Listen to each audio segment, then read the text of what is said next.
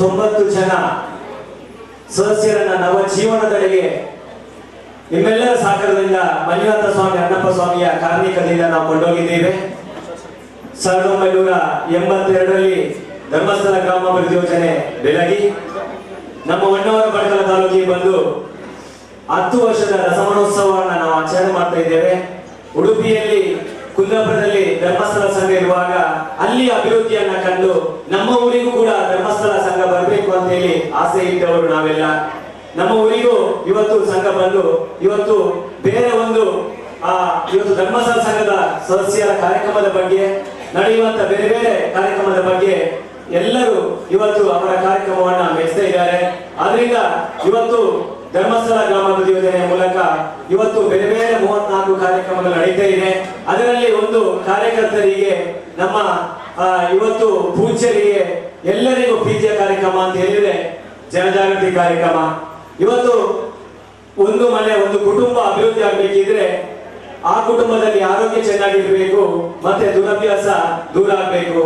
ಅದಕ್ಕೆರಡಕ್ಕೂ ಪೂಜ್ಯ ವೀರೇಂದ್ರ ಹೆಗ್ಗಡೆ ಅವರು ಉದಾಹರಣೆಗೆ ಒಂದು ಮಧ್ಯವರ್ಗ ಶಿಬಿರ ಮತ್ತೊಂದು ಸಂಪೂರ್ಣ ಸುರಕ್ಷತಾ ಕಾರ್ಯಕ್ರಮವನ್ನ ಹಾಕಿಕೊಂಡು ಮನೆ ಸೋಲ್ಬಾರ್ದು. ಉದಾಹರಣೆಗೆ ಸಂಘದಲ್ಲಿದ್ದವರೆಲ್ಲ ನಮ್ಮ ಬಡವರು ಮತ್ತೆ ಮಧ್ಯಮ ವರ್ಗದವರು ಅವರ ಪಾಲು ಬಂಗಾರವಾಗಬೇಕು, ಬಡವರ ಮನೆ ಶ್ರೀಮಂತರ ಮನೆ ಆಗ್ಬೇಕು ಅಂತ ರಾಮರಾಜ್ಯದ ಕನಸನ್ನು ಕಂಡ ಇವತ್ತು ಪೂಜ್ಯರು ಅದು ನನಸ ಮಾಡುವಂತ ಕೆಲಸವನ್ನ ನಾವು ಮಾಡ್ತಾ ಇದ್ದೇವೆ. ಇವತ್ತು ಕಳೆದ ಒಂದು ವಾರದಲ್ಲಿ ವಾದಿರಾಜ ಮಠದಲ್ಲಿ ಧರ್ಮಸ್ಥಳದಿಂದ ಉದಾಹರಣೆಗೆ ಭಾಸ್ಕರ್ ಸರನ್ನ ಮೇಡಮ್ ಅನ್ನ ಅಡುಗೆ ಭಟ್ರನ್ನ ಕಲಿಸಿಕೊಟ್ಟು ಉದಾಹರಣೆಗೆ ಅಲ್ಲಿಯ ಒಂದು ತೀರ್ಥ ಪ್ರಸಾದದ ಮೂಲಕ ನಾವು ನಂಬಿಕೆ ಇಟ್ಟುಕೊಂಡು ಹೆಣ್ಣು ಮಕ್ಕಳ ಕಣ್ಣೀರು ಒರೆಸುವಂತ ಕಾರ್ಯಕ್ರಮ ಇವತ್ತು ಮಧ್ಯವರ್ಗ ಶಿಬಿರದ ಮೂಲಕ ಆಗಿದೆ ಅಂತ ಹೇಳಿದ್ರೆ ತುಂಬಾ ಸಂತೋಷ ಆಗ್ತಾ ಇದೆ. ಹಾಗೇನೆ ಈ ಒಂದು ಕಾರ್ಯಕ್ರಮದಲ್ಲಿ ಸ್ವಯಂ ಸೇವಕರಾಗಿ ತುಂಬಾ ಜನ ಇವತ್ತು ಹಗಲು ರಾತ್ರಿ ಎನ್ನದೇ ಕೆಲಸ ಮಾಡಿದ್ದಾರೆ. ಮನೆಗೆ ಹೋದವರು ಕೂಡ ಮನೆಗೆ ಬಂದು ಒಂದು ವಾರ ನಮ್ಮೊಂದಿಗೆ ಸಹಕಾರ ಮಾಡಿದ್ದಾರೆ. ಉದಾಹರಣೆಗೆ ಇದು ಪೂಜ್ಯರ ಒಂದು ಗೌರವವನ್ನ ಮತ್ತು ಅವರ ಕಾರ್ಯಕ್ರಮದವರಿಗೆ ಪ್ರೀತಿ ಇಟ್ಟು ಬಂದಿದ್ದಾರೆ ಅಂತ ಹೇಳಿದ್ರೆ ತುಂಬಾ ಸಂತೋಷ ಆಗ್ತಾ ಇದೆ. ಉದಾಹರಣೆಗೆ ಹೊನ್ನಾವರ ಬಣಕಲ್ ತಾಲೂಕಿನಲ್ಲಿ ಉದಾಹರಣೆಗೆ 3101 ಸಂಘ ಇದೆ.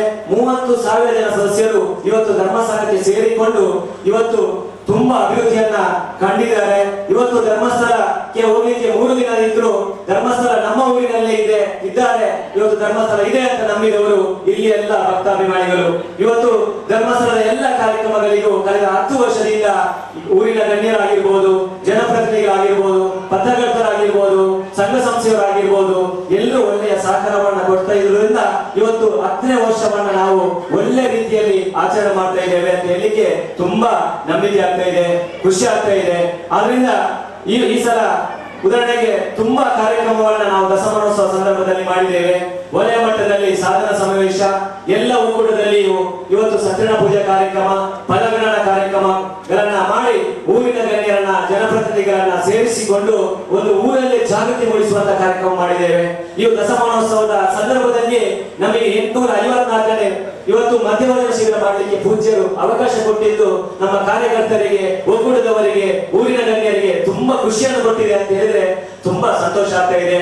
ಅದರೊಟ್ಟಿಗೆ ಈ ಒಂದು ಕಾರ್ಯಕ್ರಮದ ಇವತ್ತು ಬೆಳಿಗ್ಗೆ ನಮ್ಮ ವಿವೇಕ್ ಸರ್ ಒಂದು ಮಾಹಿತಿಯಿಂದ ಕುಟುಂಬ ದಿನ ಪ್ರಾರಂಭವಾಗಿ ಇವತ್ತು ಈಗ ನಿಮ್ಮೆಲ್ಲರ ಸಹಕಾರದೊಂದಿಗೆ ಇವತ್ತು ಊರಿನ ಗಣ್ಯರ ಸಹಕಾರದೊಂದಿಗೆ ಇವತ್ತು ನಾವು ಸಮಾರೋಪ ಕಾರ್ಯಕ್ರಮವನ್ನ ಮಾಡ್ತಾ ಇದ್ದೇವೆ. ಈ ಒಂದು ಕಾರ್ಯಕ್ರಮದ ಉದಾಹರಣೆಗೆ ನಮ್ಮ ಒಂದು ವಾರ ನಮ್ಮೊಂದಿಗೆ ಇದ್ದುಕೊಂಡು ನಮ್ಮ ಎಲ್ಲ ಕಾರ್ಯಕ್ರಮದಲ್ಲಿ ಕಾರ್ಯಕರ್ತರಿಗೆ ಅದರೊಟ್ಟಿಗೆ ನಮ್ಮ ಎಲ್ಲ ಶಿಬಿರಾರ್ಥಿಗಳಿಗೆ ಹೊಸ ಜೀವನದ ನವಜೀವನ ಸಮಿತಿಯ ಸದಸ್ಯರಿಗೆ ನಮ್ಮೊಂದಿಗೆ ಇದ್ದುಕೊಂಡು ಮಾರ್ಗದರ್ಶನ ನೀಡಿದವರು ನಮ್ಮ ಗೋವಿಂದ ಎಸ್ ನಾಯಕರವರು. ಅವರು ಗೇಸೊಪ್ಪದ ಶಿಬಿರದ ಅಧ್ಯಕ್ಷರು ಕೂಡ ಆಗಿದ್ರು. ಉದಾಹರಣೆಗೆ ಇಲ್ಲಿ ಕೂಡ ಗೌರವ ಅಧ್ಯಕ್ಷರಾಗಿದ್ದುಕೊಂಡು ನಮ್ಮ ಈ ಒಂದು ಯಶಸ್ಸಿನಲ್ಲಿ ಅವರು ಒಬ್ಬರು ಕಾರ್ಯಕರ್ತರು ಅಂತ ಈ ಸಂದರ್ಭದಲ್ಲಿ ಅಂತ ಅವರಿಗೆ ಈ ಎಲ್ಲ ಸಂಘಟಕರ ಪರವಾಗಿ, ಪ್ರೀತಿಯ ಶಿಬಿರಾರ್ಥಿಗಳ ಪರವಾಗಿ, ಇಲ್ಲಿ ಸೇರಿದಂತ ಎಲ್ಲ ಸಂಘದ ಸದಸ್ಯರ ಪರವಾಗಿ ಗೌರವಪೂರ್ವಕವಾಗಿ ಸ್ವಾಗತವನ್ನ ಬಯಸ್ತಾ ಇದ್ದೇನೆ. ಇವರಿಗೆ ನಮ್ಮ ಎಲ್ಲ ಯೋಜನೆಯ ಕಾರ್ಯಕರ್ತರಿಗೆ, ಜನಜಾಗೃತಿ ವೇದಿಕೆಯ ಎಲ್ಲ ಶಿಬಿರಾಧಿಕಾರಿಗಳಿಗೆ ಮಾಹಿತಿ ಮಾರ್ಗದರ್ಶನ ಕೊಟ್ಟು ಶಿಬಿರವನ್ನ ಯೋಜನೆ ಕಾರ್ಯಕ್ರಮವನ್ನು ಒಳ್ಳೆ ರೀತಿಯಲ್ಲಿ ಅನುಷ್ಠಾನ ಮಾಡುತ್ತಿರುವಂತಹ ಗೌರವಾನ್ವಿತ ಶ್ರೀ ವಿವೇಕ್ ವಿನ್ಸೆಂಟ್ ಪಾಯ್ಸ್ ಅವರಿಗೂ ಈ ಸಂದರ್ಭದಲ್ಲಿ ಇಲ್ಲಿಯ ಎಲ್ಲ ಸಂಘಟಕರ ಪರವಾಗಿ ಗೌರವಪೂರ್ವಕವಾಗಿ ಸ್ವಾಗತವನ್ನ ಬಯಸ್ತಾ ಇದ್ದೇನೆ. ನೀವು ಮುಂದೆ ಹೋಗಿ ನಿಮ್ಮಿಂದ ನಾನಿದ್ದೇನೆ ಅಂತ ಹೇಳಿ ಬೆನ್ನು ತಟ್ಟಿ ಪ್ರೋತ್ಸಾಹ ಮಾಡುವವರು ಇವತ್ತು ನಮ್ಮ ಕಾರ್ಯಕ್ರಮದಿದ್ದಾರೆ, ನಮಗೆ ಮಾಹಿತಿ ಮಾರ್ಗದರ್ಶನ ನೀಡಲಿಕ್ಕಿದ್ದಾರೆ. ಅವರಿಗೂ ಕೂಡ ಇಲ್ಲಿ ಸೇರಿದಂತೆ ಎಲ್ಲ ಸಂಘಟಕರ ಪರವಾಗಿ ಪ್ರೀತಿಯಿಂದ ನಾನು ಸ್ವಾಗತವನ್ನ ಬಯಸ್ತಾ ಇದ್ದೇನೆ.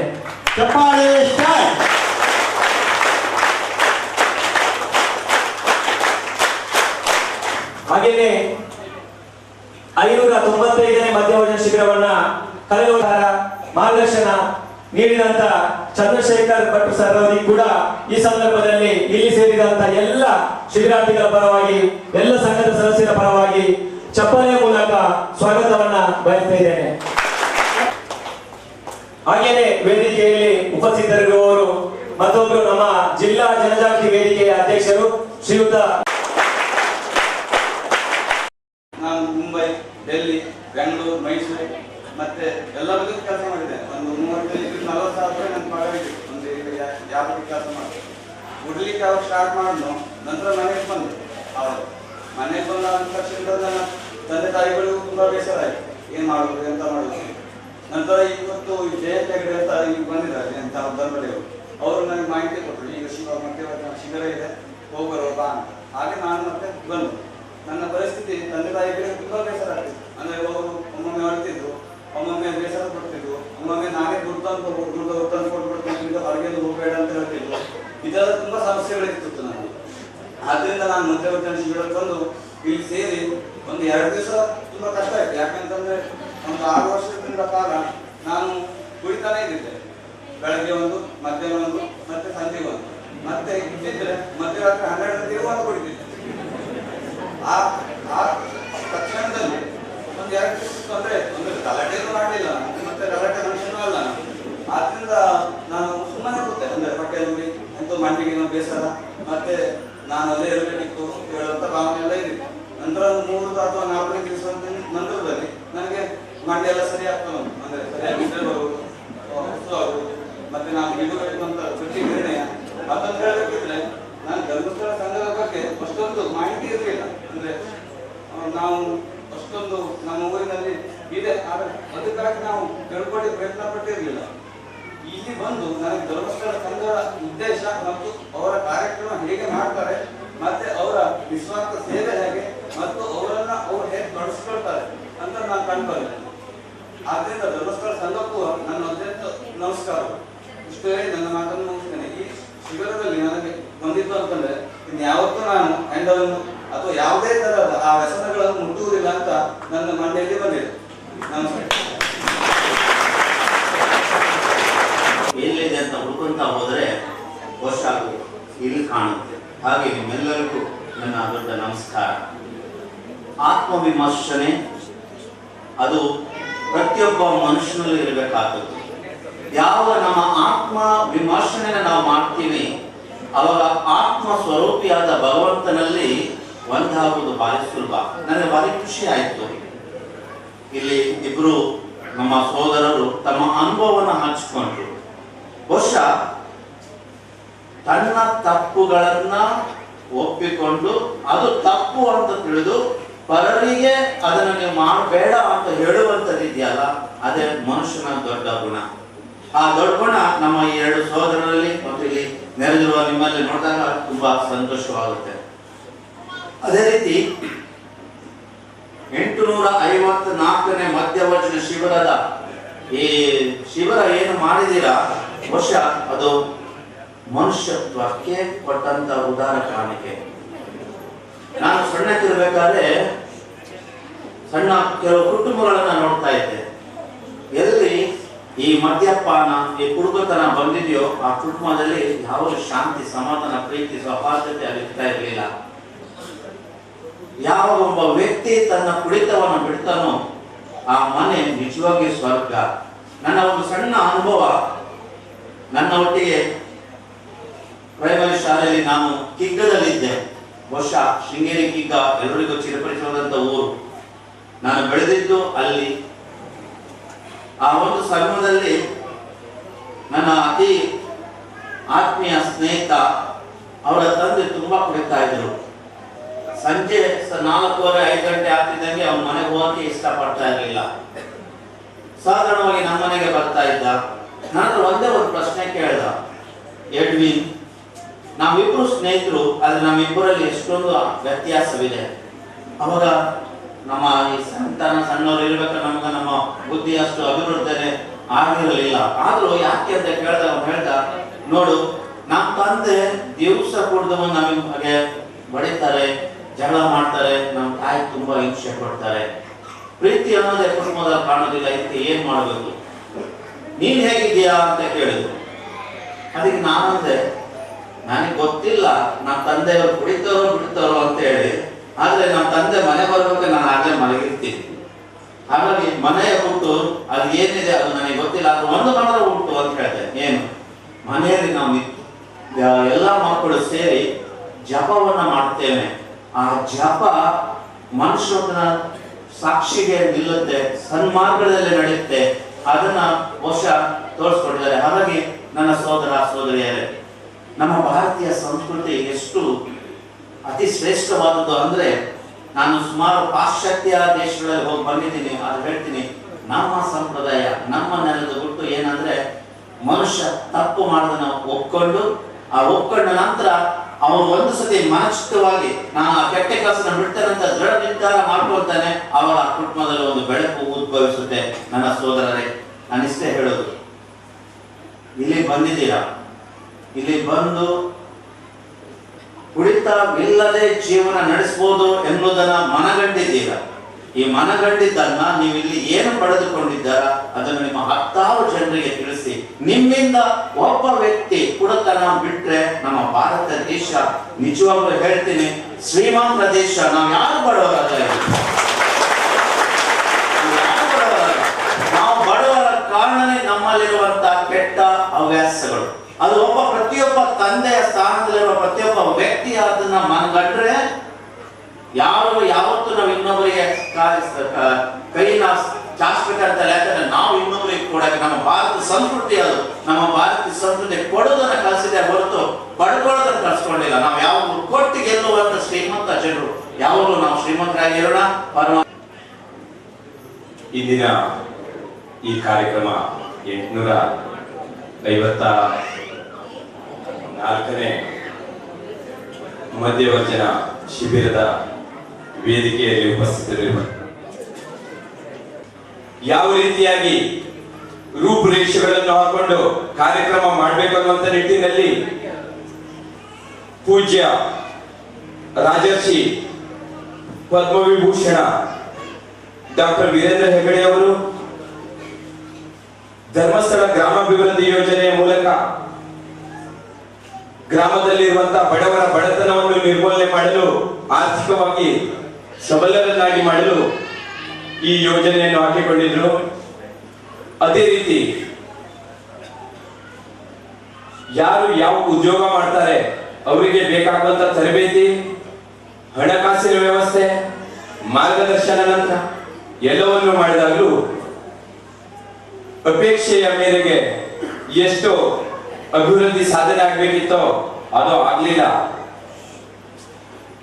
ಕೆಲಸ ಮಾಡೋರು ಮಾಡ್ತಾ ಇದ್ದಾರೆ, ದುಡಿಯೋರು ದುಡಿತಾ ಇದ್ದಾರೆ, ಹಣ ಮಾತ್ರ ಜನರ ಕೈಯೇ ಇಲ್ಲ, ವಾತಾವರಣ ಸರಿಯಾಗಿ ಆಗ್ಲಿಲ್ಲ. ಇದು ಯಾಕೆ ಅಂತ ಹೇಳುವಂಥದ್ದು ಪುನಃ ಮತ್ತು ವಿಚಾರ ಮಾಡಿ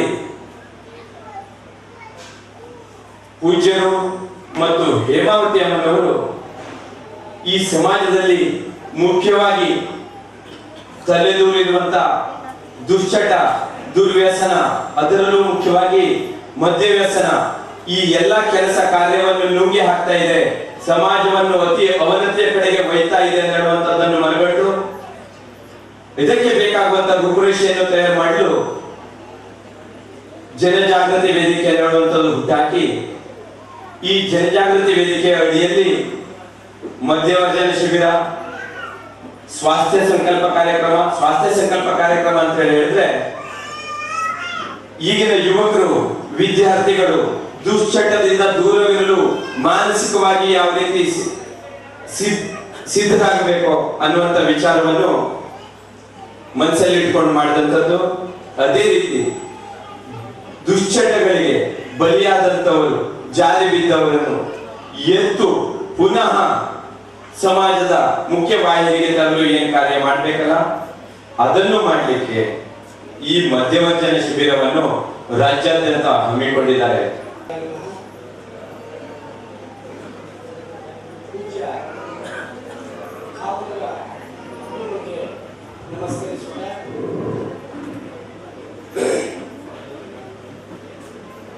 ಮಾತೃದೇವೋಭವ, ಪಿತೃದೇವೋಭವ, ಆಚಾರ್ಯ ದೇವೋಭವ, ಅತಿಥಿ ದೇವೋಭವ, ಗುರುದೇವ. ಸಭೆಯಲ್ಲಿ ನೆರೆದಿರುವಂತಹ ಎಲ್ಲ ನನ್ನ ಆತ್ಮೀಯ ಬಂಧು, ಯಾಕಂದ್ರೆ ಹೇಳಿದ್ರೆ ಪ್ರತಿಯೊಬ್ಬ ಹೆಸರು ನನಗೆ ಗೊತ್ತಿರದೆ ವಿಚಾರ ಮಾಡಬಾರ್ದು. ಎಲ್ಲ ನಮ್ಮ ಆತ್ಮೀಯರೇ. ಯಾಕಂದ್ರೆ ಇಂಥ ಒಳ್ಳೆ ಕಾರ್ಯಕ್ರಮಕ್ಕೆ ಬಂದಿರೋಲ್ಲ ಸಭೆಯಲ್ಲಿ ಕೂತ್ಕೊಳ್ಳೋದು ಆತ್ಮೀಯರು. ಅದರಲ್ಲಿ ಹೆಚ್ಚಾಗಿ ಗೇರುಸೊಪ್ಪ ಸೀಮೆಯ ಮುಖ್ಯಮಂತ್ರಿ ದೇವಸ್ಥಾನಕ್ಕೆ ನಾನು 15 ವರ್ಷ ಆಯ್ತು. 82ನೇ ಇಸ್ವಿನಲ್ಲಿ ಗ್ರಾಮಾಭಿವೃದ್ಧಿ ಯೋಜನೆ ಪ್ರಾರಂಭ ಆಗಿದೆ. 83ನೇ ಇಸ್ವಿನಲ್ಲಿ ನಾನು SPMC ವಿದ್ಯಾರ್ಥಿ ಕಾಲೇಜು ಕಲಿತು ಹೇಗಿದ್ದೆ.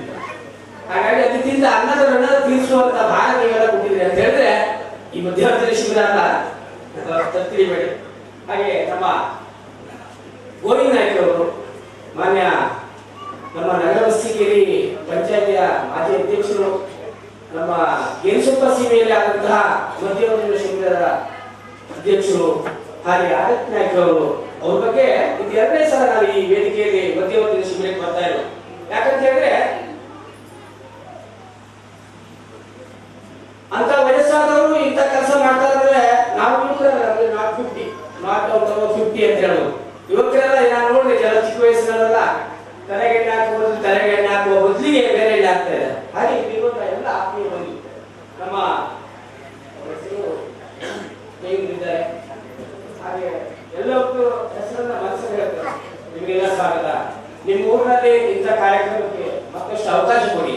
ಹಾಗೆ PT ನಾಯ್ಕರು ಇಲ್ಲಿ ನೆರೆದಿರುವಂತ ನಮ್ಮ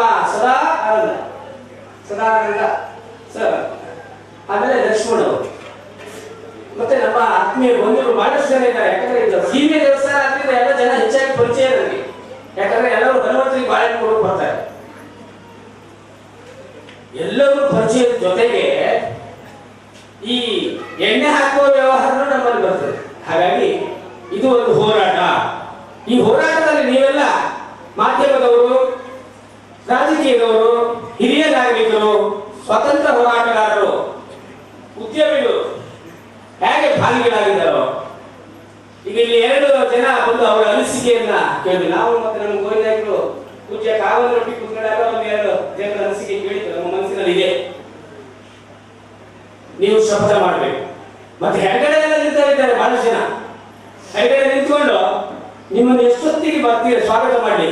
ದಯವಿಟ್ಟು ಹೆತ್ತ ತಂದೆ ತಾಯಿಗೆ ತಲೆ ಹಿಡಿಯುವ ಕೆಲಸ ಮಾಡಬೇಡಿ, ಕುಡಿಬೇಡಿ ಅಂತೇಳಿ ಕುಡಿಯುವ ಅಂಗಡಿಗೆ ಹೋಗಿ ಜಗಳ ಮಾಡಬೇಡಿ ಅಂತ ನೋಡುವ. ಮುಂದೊಂದು ಕಾಲ ನಮ್ಮ ಡಾಕ್ಟರ್ ಪದ್ಮಭೂಷಣ ರಾಜಶ್ರೀ ವೀರೇಂದ್ರ ಹೆಗ್ಗಡೆ ಅವರಿಗೆ ಭಾರತ ರತ್ನ ಸಿಕ್ಕುವ ಸಂದರ್ಭ ಬರ್ಬೋದು. ನಮ್ಮೆಲ್ಲ ಆರೈಕೆ ನೀವೆಲ್ಲ ಹರಕೆ ಮಾಡ್ಕೊಳ್ಬೇಕು. ಯಾಕಂದ್ರೆ 854ನೇ ಶಿಬಿರ 1000 ಆಗಲಿಕ್ಕೆ ಬಹಳ ದಿನ ಬೇಡ ಅಂತ ಅನಿಸ್ತದೆ. ಅತಿ ಶೀಘ್ರದಲ್ಲಿ ಅದನ್ನು ನಾವು ಕಾಯುವ. ನಮ್ಮ ಆತ್ಮದಲ್ಲಿರುವಂತಹ ಪರಮಾತ್ಮನ ಬಗ್ಗೆ ಯಾಕೆ ಭಾರತ ರತ್ನ ಅವರಿಗೆ, ಭಾರತದ ರತ್ನ ಅವರು, ಅಂತ ರತ್ನಗಳು ಕರ್ನಾಟಕದಲ್ಲಿದ್ದ ಹಾಗೆ ಇಡೀ ಎಲ್ಲ ನಮ್ಮ ಭಾರತ ದೇಶದ ಒಂದೊಂದು ರಾಜ್ಯದಲ್ಲಿ ಇದ್ರೆ ಮೊದಲನೇ ಪರವಾನಗಿ ಹೇಗೆ ಕೊಡ್ತಾರೆ. ಏನು ಬೇಕು ಅದನ್ನೆಲ್ಲ ತಿಳಿದು ಅವರಿಗೆಲ್ಲ ಸಹಕಾರ ಕೊಡ್ತಾ ಬಡವರನ್ನು ಮೇಲಿನ ಮಟ್ಟಕ್ಕೆ ಏರಿಸಲಿಕ್ಕೆ ಪ್ರಯತ್ನ ಪಟ್ಟರು. ಈಗ ಅದರ ಜೊತೆಗೆ ಈ ಮಧ್ಯಮ ವ್ಯಸನದ ಶಿಬಿರವನ್ನು ಇದು ಮಾಡಿದ್ರು. ಯಾಕಂದ್ರೆ ಮದ್ಯವನ್ನು ಬಿಡಿಸಬೇಕು. ಮದ್ಯ ವ್ಯಸನಕ್ಕೆ ಯಾರು ತಯಾರು ಅವರಿಗೆ ಹಲವಾರು ಥರದ ವ್ಯಸನಗಳು ಅಂಟುಕೊಳ್ಳುತ್ತದೆ. ಅವ್ರ ಕುಟುಂಬ ಹಾಳಾಗುತ್ತದೆ. ಅವ್ರ ಕುಟುಂಬ ಒಳ್ಳೆಯದಾಗಬೇಕಾದ್ರೆ ಈ ವ್ಯಸನಗಳಿಂದ ಅವರು ಮುಕ್ತರಾಗಬೇಕು ಅನ್ನೋದು ಹೆಗಡೆ ಅವರ ಬಹಳ ಆಶೆ ಆಗಿತ್ತು. ಅದೇ ರೀತಿ ಅವರಿಗೆ 854 ಮುದ್ದಿನ ಶಿಬಿರವನ್ನು ಮಾಡಿದ್ದಾರೆ. ನೀವು ಇವತ್ತು ಇಲ್ಲಿ ನೋಡಿದ್ರೆ ಬಹಳ ಖುಷಿ ಆಗ್ತದೆ. 9 ಜನ ಶಿಬಿರಾರ್ಥಿಗಳಿದ್ದೀರಿ. ಎಲ್ಲ ಮೊದಲು ಲಘುಮುಖ ಕಾಣ್ತಾ ಇದೆ. ಹಾಗಾಗಿ ನೀವು 9 ಜನರು ಹೊರಗೋದ ಮೇಲೆ ಅವರು ಹೆಚ್ಚಾಗಿ ವ್ಯಸನಕ್ಕೆ ಹೋಗ್ಲಿಕ್ಕಿಲ್ಲ ಅನ್ನೋ ಒಂದು ಭರವಸೆ ನನಗಿದೆ. ತಮ್ಮಲ್ಲಿ ತಮ್ಮ ವಿನಂತಿ, ನಿಮಗೆ ಇವತ್ತಿನಿಂದ ಏನು ಶಪಥ ಮಾಡಿದ್ದೀರಿ, ನಾವು ಕುಡಿಯೋದಿಲ್ಲ, ವ್ಯಸನ ಬಿಡ್ತೀವಿ ಅಂತ ಹೇಳಿ, ನೀವು ಇಲ್ಲಿಂದ ಹೊರಗೆ ಹೋದ ಮೇಲೂ ಸಹ ಅದಕ್ಕೆ ಆ ಕಡೆ ತಿರುಗಿ ನೋಡದೆ ನಿಮ್ಮ ಸಂಸಾರದ ಸುಖಶಾಂತಿಗಳನ್ನು ಕಂಡು ನಿಮ್ಮ ಏಳಿಗೆ ನಿಮ್ಮ ಸಂಸಾರ ಒಳ್ಳೆ ರೀತಿ ಏಳಿಗೆ ಆಗಲಿ ಮತ್ತು ನಿಮ್ಮ ಸಮಾಜದಲ್ಲಿ ಒಂದು ಗಣ್ಯ ಸ್ಥಾನಮಾನ ಸಿಗಲಿ. ಮತ್ತು ಅದರ ಜೊತೆಗೆ ನೀವೇನ್ ಮಾಡಬೇಕು ಅಂದ್ರೆ ನೀವು ಈಗ ಕಲ್ತಂತ ಕೆಲವು ಶಿಬಿರದಲ್ಲಿ ಭಾಗವಹಿಸಿ ತಿಳ್ಕೊಂಡಿದ್ದೀರಿ. ಅದನ್ನು ನಿಮ್ಮ ದೋಸ್ತರಿರ್ಬೋದು, ನಿಮ್ಮ ಆಜುಬಾಜು ಸುರಿಯುವವರೆಲ್ಲ ಇದ್ರೆ ಅವ್ರಿಗೆ ತಿಳಿಸಿ ಹೇಳಿ. ಸಾಧ್ಯವಾದಷ್ಟು ಒಂದು 3-4 ತಿದ್ದರೆ ಅದೊಂದು ನೀವು ಹೆಗಡೆಯವರಿಗೆ ಕೊಡುವಂತ ಒಂದು ಒಳ್ಳೆಯ ಒಂದು ಗಿಫ್ಟ್ ಆಗ್ತದೆ ಅಂದ್ರೆ ನನ್ನ ಆಶೆ. ಹೆಗಡೆಯವರು ಮಾಡೋದು ಈ ಮಹಾನ್ ಇದರಲ್ಲಿ ನೀವು ಒಂದು ಸಣ್ಣ ಪಾಲು ಆಗ್ತೀರಿ ಅಂತ ಹೇಳ್ತಾ ನನಗೆ ಅವಕಾಶ ಎಲ್ಲರಿಗೂ ಒಂದು ಸಲ ಸೀತಾರಾಮ ದೇವರಿಗೆ ನಾವೆಲ್ಲರೂ ಭಕ್ತಿಯಿಂದ ಕೈ ಮುಗಿಯುತ್ತಾ ಇವತ್ತು ವಿಶೇಷವಾಗಿ 854ನೇ ಮಧ್ಯವರ್ತಿನ ಶಿಬಿರ 8 ದಿವಸದಲ್ಲಿ ಇವತ್ತು ಸಮಾರೋಪ ಸಮಾರಂಭದಲ್ಲಿ ನಾವಿದ್ದೇವೆ. ಈ ಸಭೆಯ ಅಧ್ಯಕ್ಷರನ್ನು ವಹಿಸಿದಂತ ಗೋವಿಂದಯ್ಯ ಸರ್ ಅವರೇ, ಅದೇ ರೀತಿ ಶಿಬಿರದ ಅಧ್ಯಕ್ಷರಾದಂತಹ ಆದರ್ಶ ನಾಯಕರವರೇ ಮತ್ತು ವೇದಿಕೆಯಲ್ಲಿರುವಂತ ಎಲ್ಲ ಗಣ್ಯ ಅತಿಥಿಗಳೇ, ಹಿರಿಯರೇ ಮತ್ತು ಇಲ್ಲಿ ಸೇರಿದಂತ ಎಲ್ಲ ಶಿಬಿರಾರ್ಥಿಗಳೇ, ಮನೆಯವರೇ ಮತ್ತೆ ಎಲ್ಲ ಸರ್ವ ಸಂಘದ ಸರ್ವ ಸದಸ್ಯರೇ, ನಾನು ಶಿಬಿರಾರ್ಥಿಗಳಲ್ಲಿ ಒಂದು ಕಿವಿ ಮಾತು ಹೇಳ್ತೇನೆ. ನಿಮ್ಮ ಮನಸ್ಸಿನಲ್ಲಿ ಯಾವಾಗ ನೀವು ಈಗ ಶಿಬಿರಕ್ಕೆ ಬಂದು ಕುಡಿತವನ್ನು ಬಿಟ್ಟು ದೃಢ ನಿರ್ಧಾರ ಮಾಡಿದ್ದೀರಿ, ಇನ್ನು ಮುಂದೆ ಯಾವ ಕಾರಣಕ್ಕೂ ಕುಡಿಯುವುದಿಲ್ಲ ಅಂತ ಆತ್ಮ ನಿರ್ಧಾರದಿಂದ ಹೇಳಿದ್ದೀರಿ, ನಿಮಗೆ ಕುಡಿಲಿಸಲಿಕ್ಕೆ ಅಥವಾ ಬೇರೆ ಬೇರೆ ಪ್ರೇರಣೆ ಕೊಡುವವರಿಗೆ ತುಂಬಾ ಜನ ಇದ್ದಾರೆ. ಆದ್ರೆ ನಿಮ್ಮ ಮನಸ್ಸಿನಲ್ಲಿ ಯಾವಾಗಲೂ ಒಂದು ಆ ಸಂಖ್ಯೆ ಬರಬೇಕು. ನಮ್ಮ ಮಧ್ಯವರ್ತಿನ ಶಿಬಿರ ಎಷ್ಟನೇ ಮಧ್ಯವರ್ತಿನ ಶಿಬಿರ? 854ನೇ ಮಧ್ಯವರ್ತಿನ ಶಿಬಿರ. ಆ ಮನಸ್ಸಿನಲ್ಲಿ ನೀವು ಇಟ್ಟುಕೊಳ್ಳಿ, ಆತ್ಮದಲ್ಲಿ ನೀವು ಇಟ್ಟುಕೊಳ್ಳಿ. ಆಗ ನಿಮಗೆ ಮಂಜುನಾಥ ದೇವರು ನಿಮಗೆ ಎದುರು ಬರ್ತಾರೆ, ಆಗ ನಿಮಗೆ ಅಣ್ಣಪ್ಪ ಸ್ವಾಮಿ ದೇವರು ಎದುರು ಬರ್ತಾರೆ, ಆಗ ನಿಮಗೆ ಗುರುಗಳು ಮಾಹಿತಿ ಕೊಟ್ಟಂತ ಗುರುಗಳು ಭಾಸ್ಕರ್ ಎದುರು ಬರ್ತಾರೆ, ಆಗ ಸಂಪನ್ಮೂಲ ವ್ಯಕ್ತಿ ನಮ್ಮ ಆಲೋಚನಾಗಿರು ಎದುರು ಬರ್ತಾರೆ, ಆಗ ನಿಮಗೆ ಯಾರೆಲ್ಲ ಮಾಹಿತಿ ಕೊಟ್ಟಿದ್ದಾರೆ, ನಿಮ್ಮ ಯಾರೆಲ್ಲ ಸೇವೆ ಮಾಡಿದ್ದಾರೆ ಅವರು ನಿಮ್ಮ ಎದುರು ಬರ್ತಾರೆ. ಈ ಮಾತನ್ನು ಇದನ್ನು ನೆನಪು ಮಾಡುವಂತ ಕೆಲಸವನ್ನು ನೀವೆಲ್ಲರೂ ಮಾಡಬೇಕು. ನಿನ್ನೆ ತಾನೇ ನಾವು ನವೋದಯ ಸಮಿತಿಯನ್ನು ರಚನೆ ಮಾಡಿದ್ದೇವೆ. ಇಲ್ಲಿ ಒಟ್ಟು 90 ಜನ ಇದ್ದಾರೆ. ನಾವು 10 ನವೋದಯ ಸಮಿತಿಯನ್ನು ಮಾಡಿದ್ದೇವೆ. ಒಟ್ಟು ಒಂದೊಂದು ನವೋದಯ ಸಮಿತಿಯಲ್ಲಿ 15 ಜನ 20 ಜನ ನಾವು ತೀರ್ಮಾನ ಮಾಡಿದ್ದೇವೆ. ನೀವೆಲ್ಲ ಕೆಲವರು ಅಧ್ಯಕ್ಷರಾಗಿ ಪದಾಧಿಕಾರಿ ಆಯ್ಕೆ ಆಗಿದ್ದೇವೆ. ನಿಮ್ಮಲ್ಲಿ ನಾವು ವಿನಂತಿ ಮಾಡುವಂತದ್ದು, ಇವತ್ತು 8 ದಿವಸದ ಕಾಲ ಒಂದು ಮಧ್ಯವರ್ತಿನ ಶಿಬಿರ ಇಲ್ಲಿ ನಡೆದಿದೆ. ಆದ್ರೆ ಈ ಒಂದು ಮಧ್ಯವರ್ತಿನ ಶಿಬಿರ ಇಲ್ಲಿಗೆ ಮುಕ್ತಾಯ ಆಗಲಿಲ್ಲ. ಈ ಮಧ್ಯವರ್ತಿನ ಶಿಬಿರ ನಿಮ್ಮ ಮನೆಯಲ್ಲಿ ಇವತ್ತು ನಾವು ಏನು ಉದ್ಘಾಟನೆ ಮಾಡಿದ ದೀಪವನ್ನು ಬೆಳಗಿಸಿ ಏನು ಶಿಬಿರವನ್ನು ಪ್ರಾರಂಭ ಮಾಡಿದ್ದೇವ, ಇನ್ನು ಮುಂದೆ ಪ್ರತಿ ವಾರವರ ನಿಮ್ಮ ಮನೆಯಲ್ಲಿ ಭಜನೆ ಮಾಡೋದರೊಟ್ಟಿಗೆ, ಮೀಟಿಂಗ್ ಮಾಡೋದರೊಟ್ಟಿಗೆ ಮಂಜುನಾಥ ದೇವರ ಈ ರೀತಿ ಮಂಜುನಾಥ ದೇವರ ಫೋಟೋ ಇಟ್ಟು ದೀಪ ಬೆಳಗಿಸಿ 4 ಭಜನೆ ಹಾಡೋದರೊಟ್ಟಿಗೆ ಅಲ್ಲಿ ಸಭೆಯನ್ನು ಮಾಡಬೇಕು. ನಿಮಗೆ ಹೇಳಿದ್ದೇವೆ, ನೀವೆಲ್ಲ ತೀರ್ಮಾನಕ್ಕೆ ಬಂದಿದ್ದೀರಿ ಅಲ್ಲ. ಭಾನುವಾರ, ಸೋಮವಾರ, ಕೆಲವು ಶನಿವಾರ ಅಂತ ಎಲ್ಲ ತೀರ್ಮಾನಕ್ಕೆ ಬಂದಿದ್ದೀರಿ. ಅದೇ ಪ್ರಕಾರ ಮುಂದುವರಿಸಿಕೊಂಡು ಹೋಗಬೇಕು. ಎಷ್ಟು ಜನ ಶಿಬಿರಕ್ಕೆ ಬಂದಿದ್ದೀರಿ, ನೀವು ಅಲ್ಲೇ ಮನೆಯಲ್ಲಿ ಸೇರುವಂತ ಕೆಲಸವನ್ನು ಮಾಡಬೇಕು. ನಮ್ಮ ಉದ್ದೇಶ ಏನಂದ್ರೆ 90 ಜನರ ಮನೆಯಲ್ಲಿ ಮಂಜುನಾಥ ದೇವರ ಏನು ಭಜನೆ ಮತ್ತು ಪೂಜಾ ಕಾರ್ಯಕ್ರಮ ಆಗಬೇಕು. 90 ಜನರ ಮನೆಗೆ ನಾವು ಬರುವಂತ ಕೆಲಸವನ್ನು ನಾವು ಮಾಡ್ತಾ ಇದ್ದೇವೆ. ದಯವಿಟ್ಟು ಈ ವಿಚಾರವನ್ನು ಗಮನದಲ್ಲಿ ಇಟ್ಟುಕೊಳ್ಬೇಕು. ಯಾಕೆಂದ್ರೆ ಮಧ್ಯವರ್ತಿನ ಶಿಬಿರ ಇಲ್ಲಿ ಮುಗಿಲಿಲ್ಲ. ಇನ್ನು ಮುಂದೆ ನಮ್ಮ ಮನೆಯಲ್ಲಿ ಬೆಳಗಿಸುವಂತ, ನಮ್ಮ ಮನೆಯಲ್ಲಿ ಮಧ್ಯವರ್ತಿನ ಶಿಬಿರ ಆಗಬೇಕು, ನಮ್ಮ ಮನೆಯಲ್ಲಿ ಭಜನಾ ಕಾರ್ಯಕ್ರಮ ಆಗಬೇಕು, ನಮ್ಮ ಮನೆಯಲ್ಲಿ ಮಾಹಿತಿ ಕಾರ್ಯಕ್ರಮ ಆಗಬೇಕು, ನಮ್ಮ ಮನೆಯಲ್ಲಿ ನಾವೆಲ್ಲರೂ ಸೇರಬೇಕು, ನಮ್ಮ ಸುತ್ತಮುತ್ತದವರು ನಾವೆಲ್ಲರೂ ಸೇರಬೇಕು.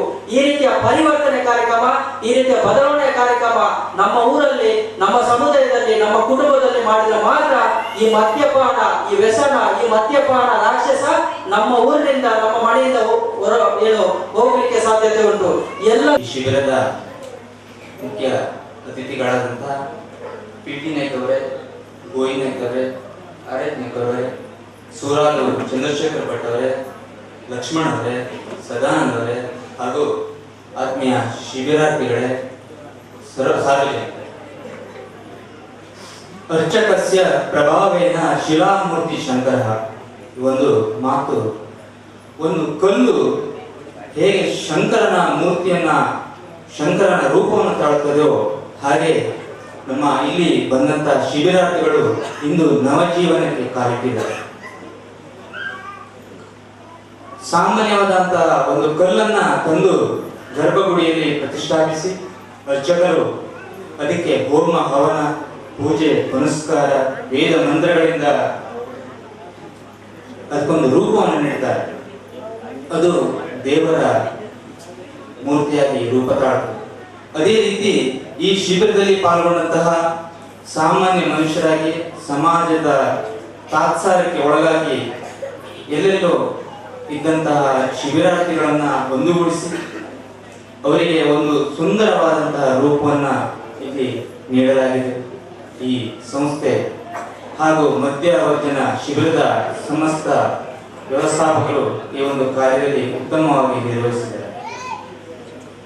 ಮದ್ಯವ್ಯಸನಕ್ಕೆ ಹಲವಾರು ಕಾರಣಗಳಿರಬಹುದು. ಸಾಮಾನ್ಯವಾಗಿ ಮಜಾ ಈಗ 30% ಆಚರಣೆ ಮಾಡ್ತಾರೆ. ವಿದ್ಯಾವಂತರು ಕೂಡ ಈ ಸಂದರ್ಭದಲ್ಲಿ ಕುಡಿತದ ಚಟಕ್ಕೆ ಬೀಳುವಂತ ಸಾಧ್ಯತೆಗಳಿರುತ್ತವೆ. ಹಾಗೆ ಹಲವಾರು ಕಾರಣಗಳು ಮದ್ಯವ್ಯಸನಕ್ಕೆ ಕಾರಣ. ಸಾಮಾನ್ಯವಾಗಿ ತುಂಬಾ ನೋವಾದಾಗ, ಕುಟುಂಬದಲ್ಲಿ ಸಮಸ್ಯೆ ಉಂಟಾದಾಗ ಮದ್ಯವ್ಯಸನಕ್ಕೆ ದಾಸರಾಗುವಂತಹ ಸಂದರ್ಭಗಳು ಹೆಚ್ಚು. ಇವತ್ತು ಈ ಒಂದು ಸಮಾರಂಭದ ಅಧ್ಯಕ್ಷರಾಗಿರ್ತಕ್ಕಂಥ ಗೋವಿಂದ ನಾಯ್ಕರವರೇ ಹಾಗೂ ಆರ್.ಎಸ್. ನಾಯ್ಕರವರೇ, ಕೇಶಪ್ಪ ಮುಖ್ಯ ಪ್ರಾಣ ಭಟ್ಟವರೇ, ಇಲ್ಲಿರ್ತಕ್ಕಂಥ ವೇದಿಕೆಯಲ್ಲಿರ್ತಕ್ಕಂಥ ಎಲ್ಲ ಗಣ್ಯ ವ್ಯಕ್ತಿಗಳೇ, ಎಲ್ಲ ಶಿಬಿರಾರ್ಥಿಗಳು, ಇವತ್ತು 90 ಜನ ಶಿಬಿರಾರ್ಥಿಗಳು ಇವತ್ತೇ 13ರಿಂದ 20ರವರೆಗೆ ನೀವು ಇಲ್ಲಿದ್ದಿ ನಿಮ್ಮ ಜೀವನದ ಉದ್ದಕ್ಕೂ ಇವತ್ತೇ ನಾವು ಯಾವ ರೀತಿಯಾಗಿ ನಮ್ಮ ಸಂಸಾರವನ್ನ ಮುಂದಿನ ದೇಶದಲ್ಲಿ ಹೊಸ ದಂಪತಿಯಾಗಿ ಇವತ್ತೇ ಎಲ್ಲರೂ ಕೂಡ ನಗೆ ಮೊಗದಲ್ಲಿ ಇವತ್ತೇ ಕೂತನ್ನು ನೋಡಿದಾಗ ನಮ್ಮೆಲ್ಲರೂ ಇವತ್ತೇ ಸಂತೋಷವನ್ನ ತಂದುಕೊಟ್ಟಿದೆ. ಯಾಕೆಂದ್ರೆ ನಾವು ಇವತ್ತೇ ಹೂಗನ್ನ ನಿಮ್ಮ ಕಿಶೆಯಲ್ಲಿ ಇಡ್ತಾ ಹೋದವಾಗ ನಮ್ಮ ಕಾಲು ನಮಸ್ಕಾರ ಮಾಡುವಾಗ ನಮ್ಮೊಂಥರ ದುಃಖ. ಯಾಕಂದ್ರೆ ನಿಮ್ಮಂತ ಒಳ್ಳೆಯ ವ್ಯಕ್ತಿಗಳೆಲ್ಲ ಇವತ್ತೇ ಈ ಒಂದು ದುರ್ಜಗದಲ್ಲಿ ಹಾಳಾಗಿದಲ್ವಾ. ಎಲ್ಲ ಯುವಕರಿದ್ದೀರಿ, ನಿಮ್ಮ ಜೀವನವನ್ನ ಸಂತೋಷ ಸುಖವಾಗಿ ಬಾಳುವಂತ ವ್ಯಕ್ತಿಗಳಾಗಿದ್ರಿ, ಎಲ್ಲ ದುಡಿಮೆಗಾರಾಗಿದ್ರಿ. ಅಂತ ಚಟ ನಿಮಗೆ ಇವತ್ತು ಒಂದು ಬಂದದ ಹೇಳಾದವಾಗ ನಾವು ಅದನ್ನ ದುಃಖ ಪಡೆಯಬೇಕು. ಯಾಕೆಂದ್ರೆ ನಿಮ್ಮ ಮಕ್ಕಳ ನಿಮ್ಮ ಮಡುಗೆ ಜೊತೆಯಲ್ಲಿ ಚಂದಾಗಿ ಸುಖಾಗಿ ಸಂತೋಷವಿರುವಂತಹ ಒಂದು ಸಂದರ್ಭದಲ್ಲಿ ಈ ಕೆಟ್ಟದ ದಾಸರಾಗಿ ನಾವು ಇವತ್ತೇ ನಾವು ಅಂತ ಒಂದು ಹೋದಾಗ ಅದರ ನಿಮ್ಮ ಮನೆಯಲ್ಲಿರ್ತಕ್ಕಂಥ ಮಕ್ಕಳಿಗೂ ಕೂಡ ಅದರ ಪರಿಣಾಮ ಬೀರುತ್ತದೆ.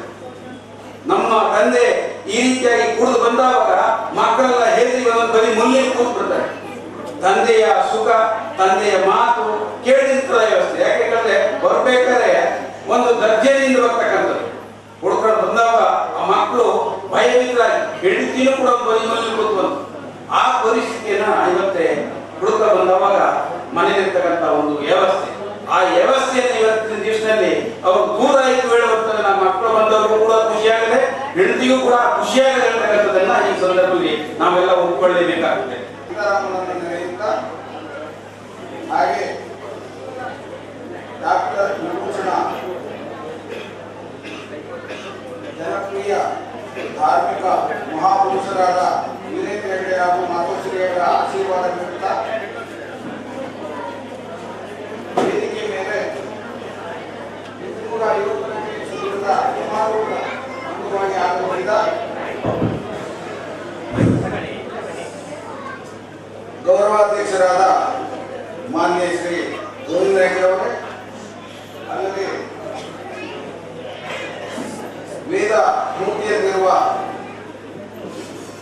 ಮಹಾಮುಖ್ಯ ಪ್ರಾಣ ದೇವಸ್ಥಾನದ ಅರ್ಚಕರಾದ ಸುರಾವಿ ಚಂದ್ರಶೇಖರ ಭಟ್ರವರೇ, ಅಲ್ಲದೆ ಜಿಲ್ಲಾ ಜನಜಾಗೃತಿ ವೇದಿಕೆಯ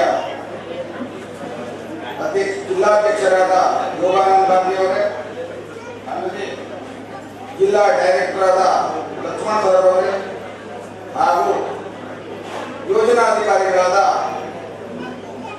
ಸದಾನಂದ ಜಿ ಅವರೇ, ಅದರಂತೆ ಇತರರು ಆದ ಪಿಟಿ ನಾಯ್ಕರವರೇ, ರಾಘವೇಂದ್ರವರೇ, ಐವಿ ನಾಯ್ಕರವರೇ, ಶ್ರೀಧರ್ ಶೆಟ್ಟರ್ ಅವರೇ, ಇನ್ನುಳಿದ ಎಲ್ಲ ಮುಖ್ಯ ಅತಿಥಿಗಳಾದ ನಮ್ಮ ರಘುರಾಮ್ ಗೌಡ್ರವರೇ ಹಾಗೂ ಇವತ್ತಿನ ರೂವಾರಿ ಅಂದರೆ ಕೇಂದ್ರ ಬಿಂದು ಆದ ನವಜೀವನಕ್ಕೆ ಮಾರ್ಪಾಟಾಗಿ ಈಗಾಗಲೇ ನಿಮ್ಮ ಹಳೆಯ ಭಸ್ಮಾಸುರನ ವೇಷವನ್ನು ತ್ಯಜಿಸಿ ಈ ದಿವಸ ಸುಂದರ ಪುರುಷರಾಗಿ ಹೆಂಡತಿಗೆ ತಕ್ಕಾದ ಗಂಡನಾಗಿ ಹೋಗಲಿರುವ ಶಿಬಿರ ಶಿಬಿರಾರ್ಥಿಗಳೇ, ನಗುಮೊಗದಲ್ಲಿ ಕುಳಿತಿರುವ ಗಂಡನನ್ನು ನೋಡಿ ನಗುತ್ತಿರುವ ತಾಯಂದಿರೇ ಹಾಗೂ ಊರ ನಾಗರಿಕರೇ, ಸಾಮಾನ್ಯವಾಗಿ ಒಂದು ಶಿಬಿರ ನಡೆಯಬೇಕಿದ್ರೆ ಹಲವಾರು ಜನರ ಆಶೀರ್ವಾದ ಜೊತೆಗೆ ಧನ ಸಹಾಯ ಹಾಗೆ ತನು ಸಹಾಯ ಮುಖ್ಯ. ಒಂದು ಮಾತು ಹೇಳಲಿಕ್ಕೆ ಇಚ್ಛೆ ಪಡ್ತೀನಿ ಅಂತ ಹೇಳಿದ್ರೆ, ಧರ್ಮಸ್ಥಳದ ಸಂಘದಲ್ಲಿ ಯಾವುದೇ ಕೆಲಸ ಮಾಡಲಿಕ್ಕೂ ಯಾವುದೇ ತೊಂದರೆ ಇಲ್ಲ ಅಂತ ನನ್ನ ಭಾವನೆ ಇದೆ. ಯಾಕೆ ಹೇಳಿದ್ರೆ ಧರ್ಮಸ್ಥಳದ ಕೆಲಸ ಮಾಡುವಾಗ ಶಿಸ್ತಿನ ಸಿಪಾಯಿ ಆದಂತ ಸಂಘದ SP ಗಳಿರ್ಬೋದು, ಅಲ್ಲದೆ ಸಂಘದಲ್ಲಿ ಒಕ್ಕೂಟದ ಸದಸ್ಯರಿರ್ಬೋದು, ಒಕ್ಕೂಟದ ಅಧ್ಯಕ್ಷರಿರ್ಬೋದು, ಅದರಂತೆ ಸೂಪರ್ವೈಸರ್ಗಳಿರ್ಬೋದು, ಅಲ್ಲದೆ ಮೇಲಧಿಕಾರಿಗಳಾದಂಥ ಯೋಜನಾ ಅಧಿಕಾರಿಗಳಿರ್ಬೋದು, ಇವೆಲ್ಲ ಒಟ್ಟಾಗಿ ಕೇಂದ್ರ ಬಿಂದುವಾಗಿ ಒಂದೇ ಕಡೆ ಸೇರಿ ಎಲ್ಲ ಕೆಲಸಗಳನ್ನ ಅವರೇ ಮಾಡ್ತಾರೆ. ನಾವು ಮಾತ್ರ ಕಾರ್ಯನಿರತರಾಗಿ ಅವರು ಕೊಟ್ಟ ರೂಪರೇಷೆಯಲ್ಲಿ ದುಡಿಯುವಂತ ಕೆಲಸವನ್ನ ಮಾಡಿದ್ದೇವೆ. ಅದರಂತೆ ನಾನು ಸಹ ಒಂದು ರೈತ ಕುಟುಂಬದಿಂದ ಬಂದವನು. ಸಮಾಜದ ಯಾವ ರೀತಿ ಸಮಾಜದಲ್ಲಿ ಹೋಗಬೇಕು, ಯಾವ ರೀತಿ ತಿಳ್ಕೊಳ್ಬೇಕು ಅನ್ನುವಂಥದ್ದನ್ನ ಸಾಮಾನ್ಯವಾಗಿ 507ನೇ ಶಿಬಿರದಲ್ಲಿ ನಾನು ಇಲ್ಲಿ ಪಾಲ್ಗೊಂಡಾಗ ನನಗೆ ಆವಾಗಲೇ ಈ ಒಂದು ಸಂಘದಲ್ಲಿ ನಾವು ಮುನ್ನುಗ್ಗಿದ್ರೆ ನಾವು ಹುಟ್ಟಿದಕ್ಕೆ ಏನಾದರೂ ಒಳ್ಳೆ ಕೆಲಸ ಮಾಡಬಹುದು ಅಂತ ತಿಳ್ಕೊಂಡು ಅದೇ ರೀತಿ ಇದ್ದು ಸಂಘದ ಅನೇಕ ಕಾರ್ಯಕಲಾಪಗಳಲ್ಲಿ ಪಾಲ್ಗೊಂಡಿದ್ದೆ. ಒಂದು ಮಾತನ್ನು ಹೇಳಲಿಕ್ಕೆ ಇಚ್ಛೆ ಪಡ್ತೇನೆ, ಯಾವ ಮನುಷ್ಯ ನಿರಂತರವಾಗಿ ಯಾವ್ದಾದ್ರು ಒಂದು ಗುರಿ ಇಟ್ಕೊಂಡು ಸಾಧನೆ ಮಾಡಿಕೊಂಡ್ರೆ ನಿಜವಾಗಿ ಆ ಗುರಿ ಸಾಧನೆಗೆ ಅನುಕೂಲ ಆಗ್ತದೆ ಅಂತ ನನ್ನ ಅನುಭವ. ನಾನು 2005ರ 2007ರ ಶಿಬಿರದಲ್ಲಿ ಸೇರಿದ ಮೇಲೆ ಇತರವೂ ಸಹ ಅನೇಕ ನಮ್ಮ ಮಿತ್ರರು ನಮ್ಮ ಪ್ರಥಮ ಮೀಟಿಂಗ್ ನಲ್ಲಿ ಹೇಳಿದ್ರು, ನೋಡಿ ಆರಜ್ಞೆಗರಿಗೆ ಅನುಭವ ಇದೆ, ಅವರು ಈ ಶಿಬಿರದ ಅಧ್ಯಕ್ಷರಾದ ಉಳಿದುಕೊಳ್ಳುವಂತಹ ಅನೇಕ ನಮ್ಮ ಧರ್ಮಸ್ಥಳ ಸಂಘದ ಪದಾಧಿಕಾರಿಗಳು ಎಲ್ಲರೂ ಕೂಡಿ ನನಗೆ ಆ ಪಟ್ಟವನ್ನು ಕಟ್ಟಿದ್ರು. ಒಳ್ಳೆಯ ಕೆಲಸ ಆಗಬೇಕಿದ್ರೆ ಆ ಪಟ್ಟವನ್ನ ಬಿಡಲಿಕ್ಕೂ ನನಗೆ ಸೇವೆ ಹೇಳುವಂಥದ್ದು ಮಾಡಲಿಕ್ಕೆ ಅನುಕೂಲ ಆದ್ರಿಂದ ಆ ಪಟ್ಟವನ್ನು ಒಪ್ಕೊಂಡೆ. ಪಟ್ಟವನ್ನು ಒಪ್ಕೊಂಡ ತಕ್ಷಣ ನಾನು ಸಹ ಸುಮ್ಮನೆ ಕುಂದಲಿಲ್ಲ.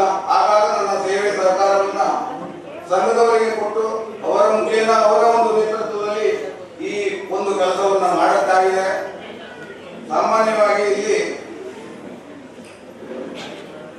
116 ಶಿಬಿರಾರ್ಥಿಗಳು ಬಂದಿದ್ರು.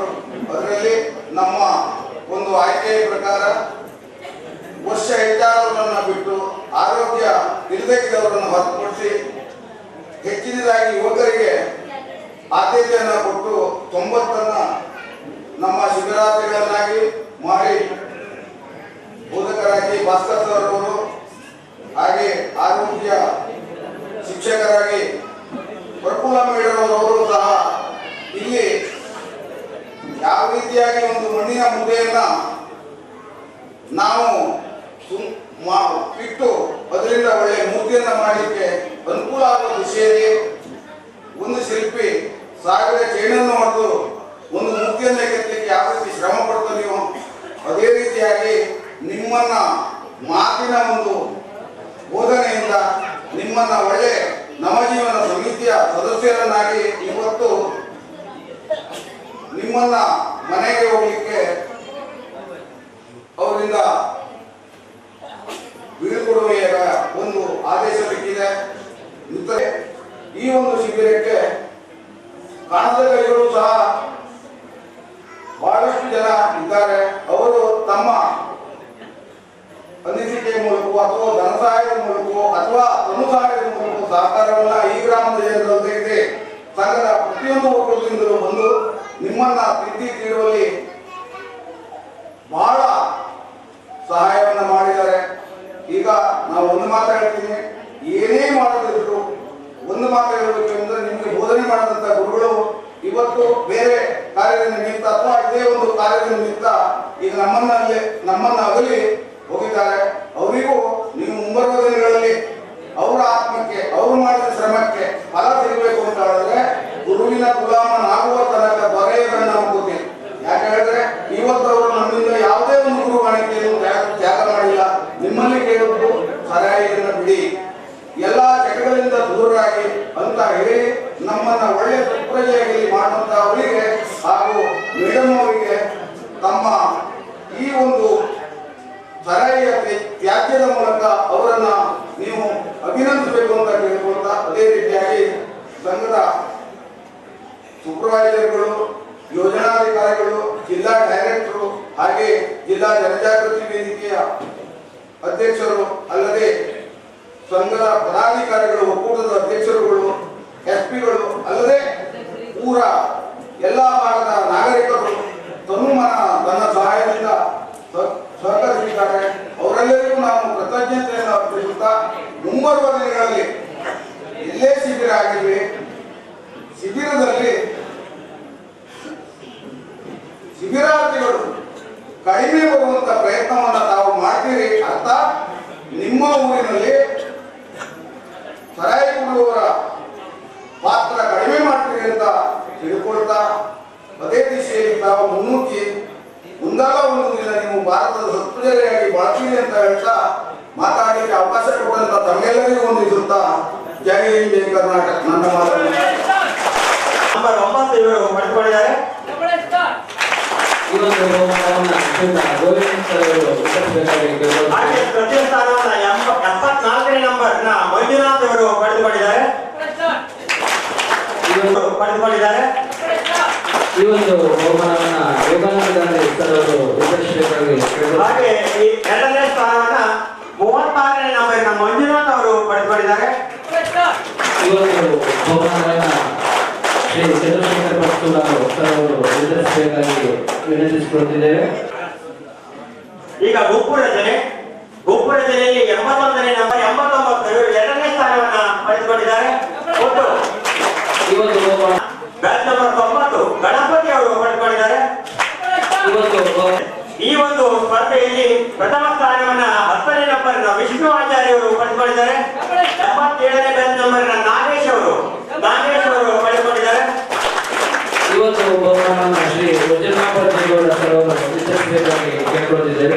ಹಾಗೆ ಚಹಾ ಇಡ್ಲಿ ದೋಸೆ ಈ ಒಂದು ಸ್ಪರ್ಧೆಯ 3ನೇ ಸ್ಥಾನವನ್ನ 5ನೇ ನಂಬರಿನ ರಾಮಗೌಡ ಇವರು ಪಡೆದುಕೊಂಡಿದ್ದಾರೆ. ಪಡೆದುಕೊಂಡಂತ ಬಹುಮಾನವನ್ನು ಪಡೆದುಕೊಂಡಂತ ಎಲ್ಲರಿಗೂ ಧನ್ಯವಾದಗಳು. ಇವತ್ತು ನಾವು ಈ ಒಂದು 854ನೇ ಮಧ್ಯವರ್ಜನ ಶಿಬಿರದ ಯಶಸ್ಸಿನ ತುದಿಯಲ್ಲಿ ಇದ್ದೇವೆ.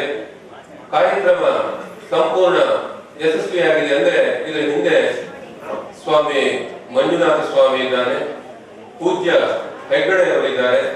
ಹಾಗಾಗಿ ಈ ಒಂದು ಪರಿಪೂರ್ಣ ಕಾರ್ಯಕ್ರಮ ನಿರಂತರ 8 ದಿನಗಳ ಕಾಲ ನಡೆದಿದೆ.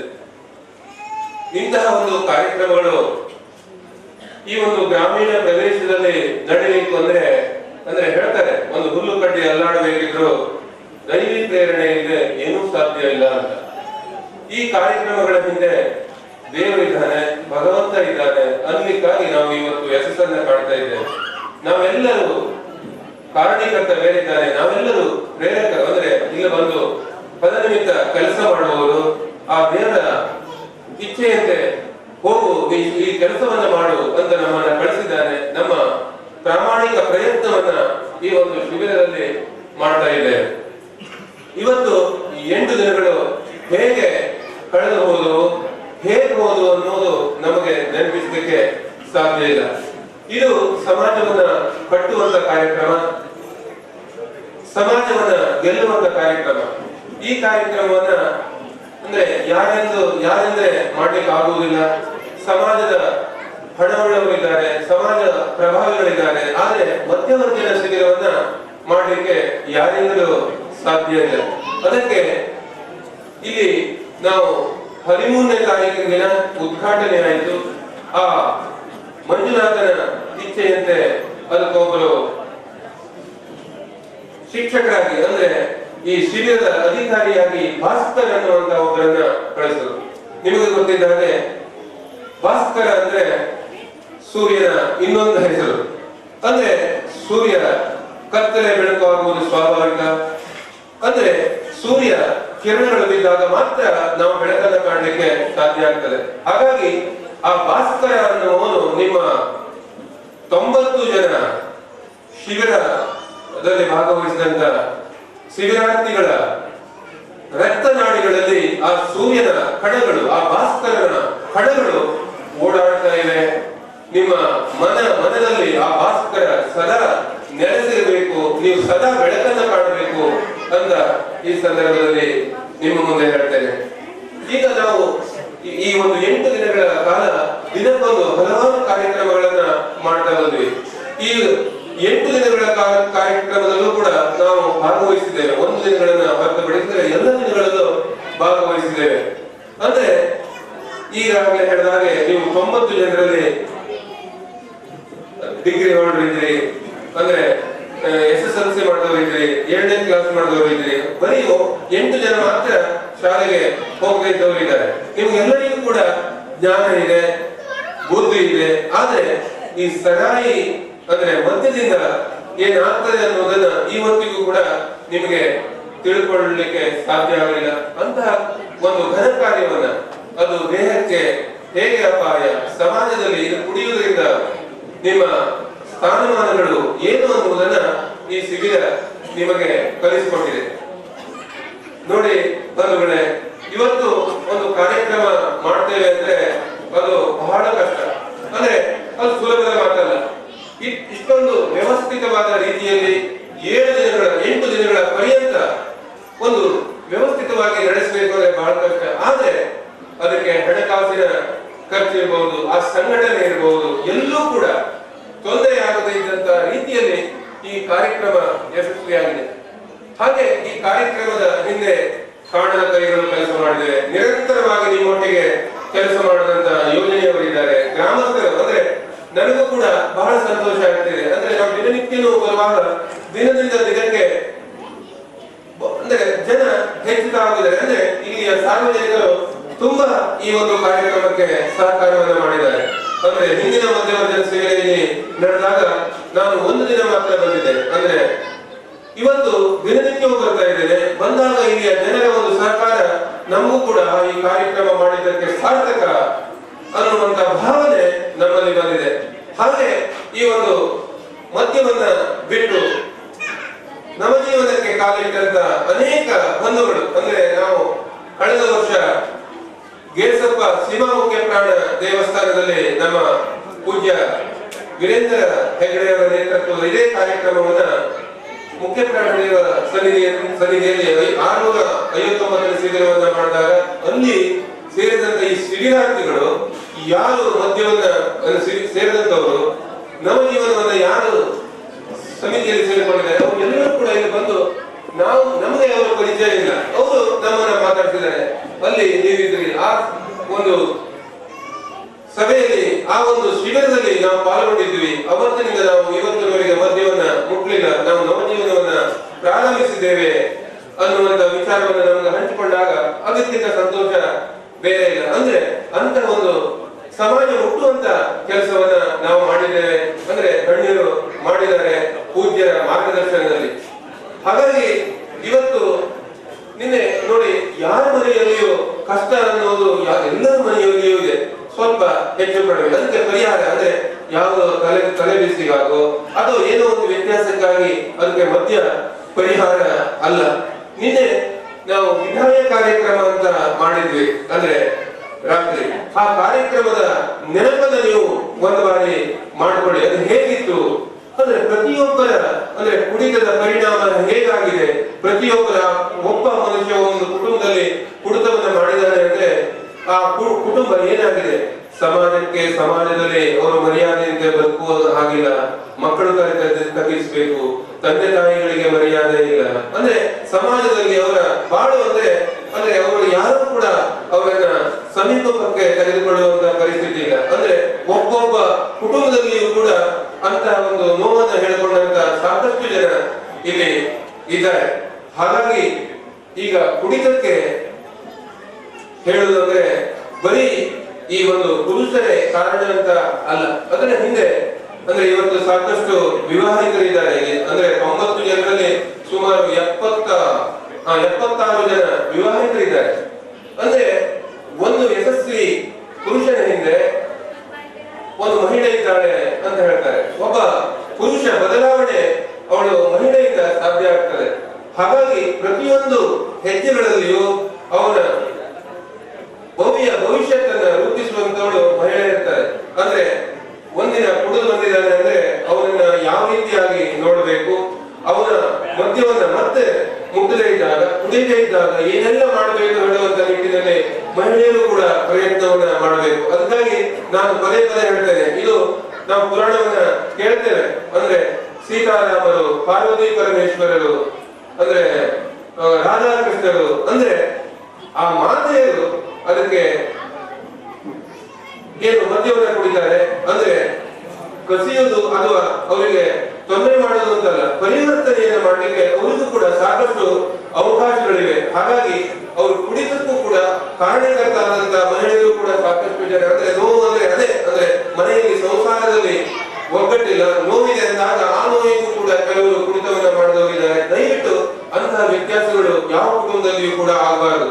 ಈಗ ನಾವು ಈ ಒಂದು ಶಿಬಿರದ ಪ್ರಾರಂಭದ ಪೂರ್ವ ಸಭೆಗಳಲ್ಲಿ ಅನೇಕ ಚರ್ಚೆಗಳನ್ನು ಮಾಡಿದಾಗ ವಯಸ್ಸಾದವರು ಬೇಡ, ಕನಿಷ್ಠ 45ರಿಂದ 50 ವರ್ಷದ ಒಳಗಿನವರನ್ನ ಸೇರಿಸಿಕೊಳ್ಳುವ ಹೇಳುವಂತ ಒಂದು ವಿಚಾರವನ್ನ ಇಟ್ಕೊಂಡಿದ್ವಿ. ಆದ್ರೆ ನಾವು ಮಾಡಿದ್ದು ಹಾಗೆ, ಅಂದ್ರೆ ಇಲ್ಲಿ ಹೆಚ್ಚಿನವರು ಅಂದ್ರೆ 50 ವರ್ಷದ ಒಳಗಿನವರೇ ಇದ್ದಾರೆ. ಒಂದು 5 ಜನ 6 ಜನರನ್ನ ಬಿಟ್ಟು ಕೊನೆಯ ವಯಸ್ಸು 59 ವರ್ಷ, ಎಲ್ಲರೂ ಕಡಿಮೆ ಹೋಗಿದ್ದಾರೆ. ಅಂದ್ರೆ ಬದಲಾವಣೆಗೆ ಪರ್ವಕಾಲ.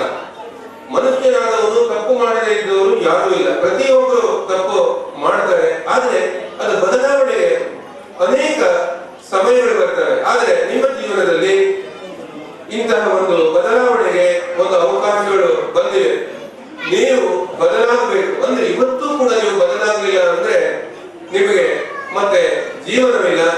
ನೀವು ಜೀವನದ ಕೊನೆಯ ಹಂತವನ್ನ ಅಂದ್ರೆ ಸೇರ್ತೀರಿ ಅನ್ನುವುದಕ್ಕೆ ಯಾವುದೇ ಸಂದೇಹ ಇಲ್ಲ. ಕೇರಸಪ್ಪದಿಂದ ಸುಮಾರು 20-25 ಕಿಲೋಮೀಟರ್ ದೂರದ ಈ ಒಂದು ಕೆಂಜನಾರಿ ಗ್ರಾಮದಲ್ಲಿ ಇಂತಹ ಒಂದು ಮಧ್ಯವರ್ಜನ ಶಿಬಿರ ನಡೀತಾ ಇದೆ.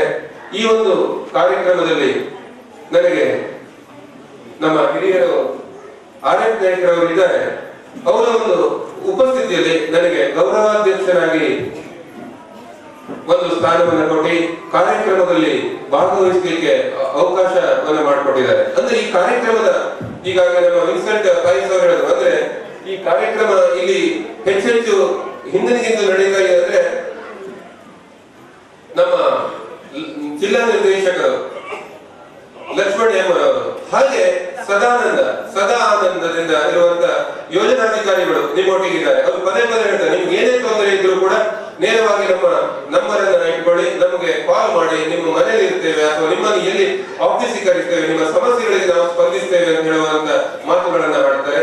ಹಾಗಾಗಿ ಎಲ್ಲ ಯೋಜನೆಯ ಪದಾಧಿಕಾರಿಗಳ ಒಕ್ಕೂಟದ ಅಧ್ಯಕ್ಷರುಗಳ ಎಲ್ಲ ಸಂಪರ್ಕ ನಿಮ್ಮೊಟ್ಟಿಗೆ ಇರಲಿ. ಕೆಲವೊಂದು ನಂಬರ್ಗಳನ್ನು ಕೂಡ ಅಲ್ಲಿ ಹೊರಗೆ ಅಂಟಿಸಿದ್ದಾರೆ.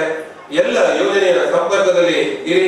ಈ ಒಂದು ಕಾರ್ಯಕ್ರಮದಲ್ಲಿ ಅಲ್ಲಿ ದೂರದ ಗೇರ್ಸಪ್ಪದಿಂದ ಇಲ್ಲಿ ಬಂದು ನನಗೆ ಆ ಒಂದು ಸ್ವಾಮಿ ಮಂಜುನಾಥನ ಸೇವೆಯನ್ನ ಹಾಗೆ ನಿಮ್ಮ ಮಧ್ಯವರ್ಜನ ಶಿಬಿರದಲ್ಲಿ ಭಾಗವಹಿಸಿದ ಈ ಒಂದು ನವಜೀವನ ಬಂಧುಗಳ ಒಟ್ಟಿಗೆ ಆನಂದದಿಂದ ಬೆರೆಯಲು, ನಿಮ್ಮ ಬದುಕನ್ನು ಬಂಗಾರ ಮಾಡುವಲ್ಲಿ ಈ ಒಂದು ಸಮಿತಿಯೊಟ್ಟಿಗೆ ನನ್ನನ್ನು ಸೇರಿಸಿಕೊಂಡಂತ ಎಲ್ಲ ಸಂಘಟಕರಿಗೆ ವಂದಿಸಿದ ನನ್ನ ಈ ಒಂದು ಸಮಾರಂಭದ ನನ್ನ ಮಾತನ್ನ ಮುಗಿಸ್ತಾ ಇದ್ದೇನೆ. ಜೈ ಹಿಂದ್, ಜೈ ಗ್ರಾಮಾಂತರ. ಮಧ್ಯವರ್ಜನ ಶಿಬಿರದ ಸಮಾರೋಪ ಸಮಾರಂಭದಲ್ಲಿ ಈ ಸಭೆಯ ಅಧ್ಯಕ್ಷ ಸ್ಥಾನವನ್ನು ಅಲಂಕರಿಸಿ ಈ ಸಭೆಗೆ ಬೆಳಕು ನೀಡಿರ್ತಕ್ಕಂಥ 850 ಮಧ್ಯವರ್ಜನ ಸಮಿತಿಯ ಗೌರವಾಧ್ಯಕ್ಷರಾಗಿರ್ತಕ್ಕಂಥ ಶ್ರೀ ಗೋವಿಂದ್ ನಾಯ್ಕ್ ಇವರಿಗೆ ನಮ್ಮೆಲ್ಲರ ಪರವಾಗಿ ಪ್ರೀತಿಪೂರ್ವಕವಾದ ಅಭಿನಂದನೆ ಸಲ್ಲಿಸ್ತಾ ಇದ್ದೇನೆ.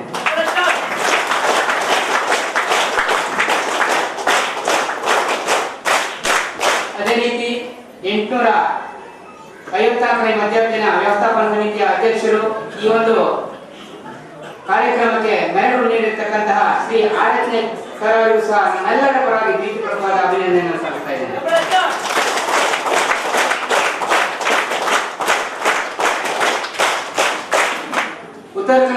ಗುರುಗಳು ಹಾಗೂ ನಮ್ಮ ಮಾರ್ಗದರ್ಶಕರಾಗಿರ್ತಕ್ಕಂತಹ ಶ್ರೀ ಲಕ್ಷ್ಮಣ ಸರ್ ಅವರಿಗೂ ಸಹ ಶ್ರೀ ಕ್ಷೇತ್ರ ಧರ್ಮಸ್ಥಳ ನಮ್ಮೆಲ್ಲರ ಪರವಾಗಿ ಪ್ರೀತಿಪೂರ್ವಕವಾದ ಅಭಿನಂದನೆ ಸಲ್ಲಿಸ್ತಾ ಇದ್ದೇನೆ.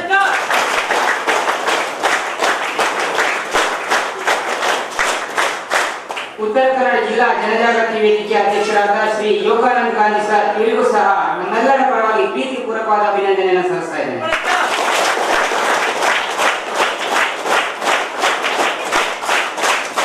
ವಿವೇಕ್ ವಿನ್ಸೆಂಟ್ ಪಾಯ್ಸ್ ನಿರ್ದೇಶಕರು ಅಖಿಲ ಕರ್ನಾಟಕ ಜನಜಾಗೃತಿ ವೇದಿಕೆ ಬೆಳ್ತಂಗಡಿ ಇವರಿಗೂ ಸಹ ಎಲ್ಲರ ಪರವಾಗಿ ಪ್ರೀತಿಪೂರ್ವಕವಾದ ಅಭಿನಂದನೆಯನ್ನು ಸಲ್ಲಿಸ್ತಾ ಇದ್ದೇನೆ.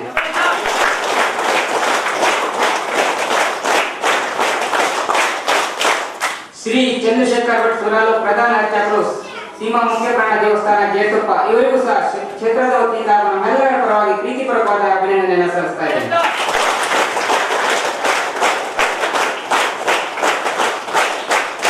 ವಜ್ರನಾಥ್ ಜೆ ಗೌಡ ಊರ ಗಣ್ಯರು ಇವರಿಗೂ ಸಹ ಕ್ಷೇತ್ರದ ಪರವಾಗಿ ನಮ್ಮೆಲ್ಲರ ಪರವಾಗಿ ಪ್ರೀತಿಪೂರ್ವಕವಾದ ಅಭಿನಂದನೆಯನ್ನು ಸಲ್ಲಿಸ್ತಾ ಇದ್ದೇನೆ.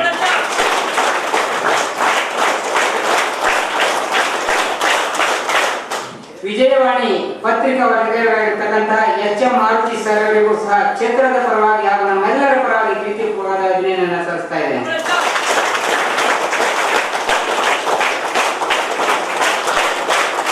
ಲೋಕೇಶ್ ನಾಯ್ಕ್ ಗ್ರಾಮ ಪಂಚಾಯತ್ ಉಪಾಧ್ಯಕ್ಷರು ಹೆರಂಗಡಿ ಇವರಿಗೂ ಸಹ ಕ್ಷೇತ್ರದ ಪರವಾಗಿ ನಮ್ಮೆಲ್ಲರ ಪರವಾಗಿ ಪ್ರೀತಿಪೂರ್ವಕವಾದ ಅಭಿನಂದನೆಯನ್ನು ಸಲ್ಲಿಸ್ತಾ ಇದ್ದೇನೆ.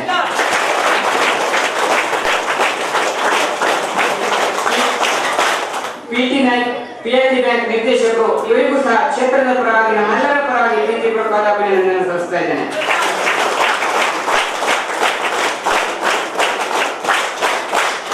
ಐವಿ ನಾಯ್ಕ್ ಶಿಬಿರದ ಉಪಾಧ್ಯಕ್ಷರು ಇವರಿಗೂ ಸಹ ಕ್ಷೇತ್ರದ ಪರವಾಗಿ ನಮ್ಮೆಲ್ಲರ ಪರವಾಗಿ ಪ್ರೀತಿಪೂರ್ವಕವಾದ ಅಭಿನಂದನೆಯನ್ನು ಸಲ್ಲಿಸ್ತಾ ಇದ್ದೇನೆ.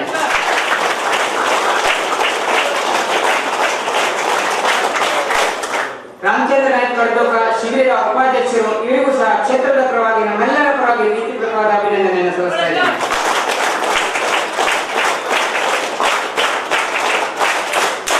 ಹೊನ್ನಾವರ ಭಟ್ಕಳ ತಾಲೂಕಿನ ಮಾನ್ಯ ಯೋಜನಾಧಿಕಾರಿಗಳು ಹಾಗೂ ನಮ್ಮ ಗುರುಗಳಾಗಿರ್ತಕ್ಕಂಥ ಶ್ರೀ ಸದಾನಂದ ಬಿ ಸರ್ ಅವರಿಗೂ ಸಹ ನಮ್ಮೆಲ್ಲರ ಪರವಾಗಿ ಪ್ರೀತಿಪೂರ್ವಕವಾದ ಅಭಿನಂದನೆಯನ್ನು ಸಲ್ಲಿಸ್ತಾ ಇದ್ದೇನೆ.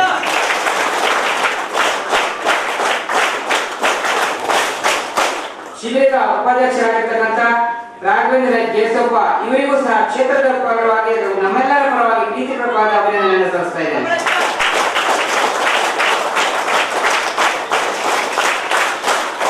ಅದೇ ರೀತಿ ಇನ್ನೋರ್ವ ಮುಖ್ಯ ಉಪಾಧ್ಯಕ್ಷರಾಗಿರ್ತಕ್ಕಂಥ ಶ್ರೀ ವಿನಾಯಕ್ ನಾಯ್ಕ್ ಮೂರ್ಕಣಿ ಇವರಿಗೂ ಸಹ ಕ್ಷೇತ್ರದ ಪರವಾಗಿ ನಮ್ಮೆಲ್ಲರ ಪರವಾಗಿ ಪ್ರೀತಿಪೂರ್ವಕವಾದ ಅಭಿನಂದನೆಯನ್ನು ಸಲ್ಲಿಸ್ತಾ ಇದ್ದೇನೆ.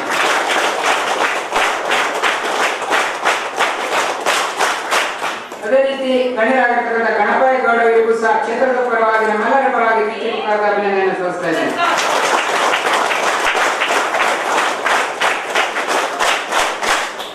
ಶ್ರೀಧರ್ ಶೆಟ್ಟಿ ಸಮಿತಿಯ ಉಪಾಧ್ಯಕ್ಷರು ಇವರಿಗೂ ಸಹ ಕ್ಷೇತ್ರದ ಪರವಾಗಿ ನಮ್ಮೆಲ್ಲರ ಪರವಾಗಿ ಪ್ರೀತಿಪೂರ್ವಕವಾದ ಅಭಿನಂದನೆಯನ್ನು ಸಲ್ಲಿಸ್ತಾ ಇದ್ದೇನೆ.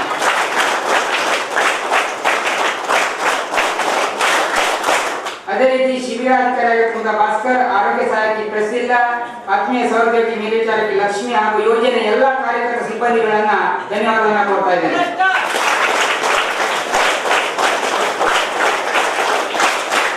ಅದೇ ರೀತಿ ಈ ಒಂದು ಕಾರ್ಯಕ್ರಮಕ್ಕೆ ಜಂಟಿ ಸಹಕಾರ ನೀಡಿರ್ತಕ್ಕಂಥ ಅಖಿಲ ಕರ್ನಾಟಕ ಜನಜಾಗೃತಿ ವೇದಿಕೆ ಬೆಳ್ತಂಗಡಿ, ಅಖಿಲ ಕರ್ನಾಟಕ ಜಿಲ್ಲಾ ಜನಜಾಗೃತಿ ವೇದಿಕೆ ಉತ್ತರ ಕನ್ನಡ, ಮಧ್ಯವರ್ಜನ ವ್ಯವಸ್ಥಾಪನಾ ಸಮಿತಿ ಹೊನ್ನಾವರ ಹಾಗೂ ಕರವ ವಲಯ, ಗ್ರಾಮ ಪಂಚಾಯತ್ ಚಿಕನ್ಗೋಡ್, ಹೆರಂಗಡಿ, ಕರವ, ಜಲವಳ್ಳಿ, ನಗರ ವಸ್ತಿಕೇರಿ ಹಾಗೂ ಪ್ರಗತಿ ಬಂಧು ಸ್ವಸಹಾಯ ಸಂಘಗಳ ಒಕ್ಕೂಟ ಹಾಗೂ ಕರವ ವಲಯದ ಸ್ಥಳೀಯ ಸಂಘ ಸಂಸ್ಥೆಗಳು, ಊರ ಗಣ್ಯರು ಹಾಗೂ ಎಲ್ಲ ಗ್ರಾಮಸ್ಥರನ್ನ ಪ್ರೀತಿಪೂರ್ವಕವಾದ ಧನ್ಯವಾದಗಳನ್ನು ಕೋರ್ತಾ ಇದ್ದೇನೆ.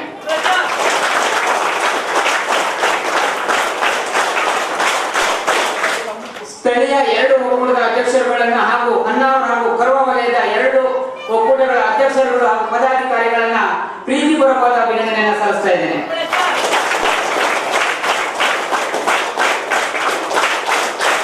ನನ್ನ ಆತ್ಮೀಯ ಹೊನ್ನಾವರ ಹಾಗೂ ಕರವ ವಲಯದ ಎಲ್ಲ ಸೇವಾ ಪ್ರತಿನಿಧಿಗಳನ್ನ ಪ್ರೀತಿಪೂರ್ವಕವಾದ ಅಭಿನಂದನೆಯನ್ನು ಸಲ್ಲಿಸ್ತಾ ಇದ್ದೇನೆ.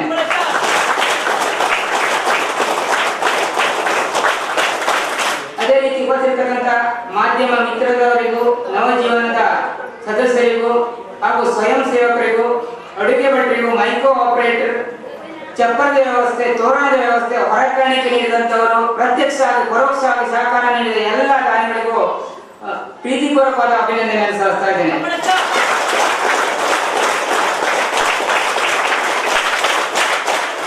ಶಿಬಿರದ ಚಿಕಿತ್ಸಾ ತಂಡ ಹಾಗೂ ಯೋಗದ ಗುರುಗಳಿಗೂ ಪ್ರೀತಿಪೂರ್ವಕವಾದ ಅಭಿನಂದನೆಯನ್ನು ಸಲ್ಲಿಸ್ತಾ ಇದ್ದೇನೆ.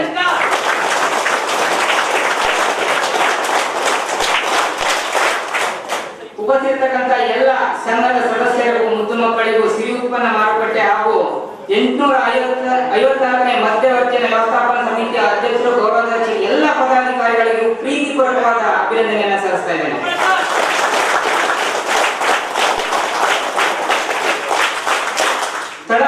ಸ್ಥಳಾವಕಾಶ ನಡೆದ ವಾದಿರಾಜ ಮಠ ಕೆಂಚಿಗ ಇವರ ಕಮಿಟಿಯ ಎಲ್ಲ ಸದಸ್ಯರಿಗೂ ಪ್ರೀತಿಪೂರ್ವಕವಾದ ಅಭಿನಂದನೆಯನ್ನು ಸಲ್ಲಿಸ್ತಾ ಇದ್ದೇನೆ.